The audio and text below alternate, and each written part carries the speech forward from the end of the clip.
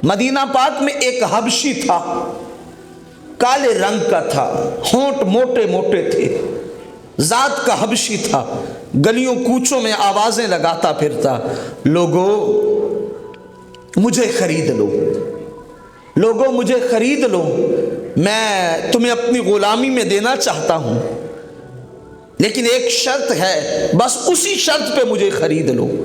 मेरी एक शर्त है, उसी शर्त पे मुझे खरीद लो, मुझे अपना गुलाम बना लो। पूछा गया भाई कौन सी शर्त है? तो वो कहने लगा मेरी एक शर्त ये है कि 5 वक्त मैं नमाज पढ़ूंगा, तो नमाज पढ़ने के लिए मैं फ़कत और फ़कत रसूलुल्लाह सल्लल्लाहु अलैहि वसल्लम की बारगाह में हाज़िर रहूंगा।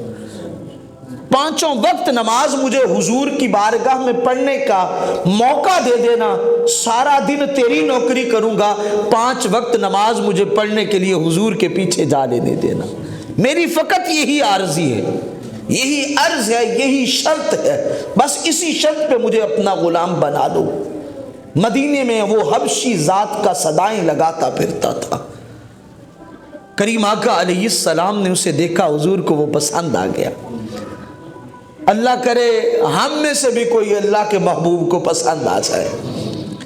वहां पे रंग नहीं नजर आते, वहां पे जात पात नहीं देखी जाती, उनका मिजाज तो ये है, ओ मुखड़ा ना मुखड़े दा दिल वेखदे जे ओ वेखण ते आशिक दा दिल वेखदे।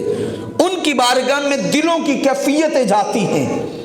वो इन रंगों को, इन जुब्बों कुब्बों दस्तारों को नहीं देखते, वो तो मन की कैफियतों को देखते हैं। करीम आका अलैहिस्सलातु व तस्लीम ने उसे देखा, हुजूर को वो पसंद आया, वो शख्स बिक गया, पता चला वो बीमार हो गया।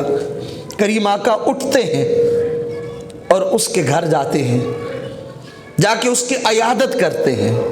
बीमार तो सारे ही हो जाते हैं, लेकिन अगर कोई बीमार ऐसा बीमार हो जिसे पूछने के लिए मोहम्मद अरबी आ जाए, उस बीमार की तो सारी बीमारियां खत्म हो गई ना।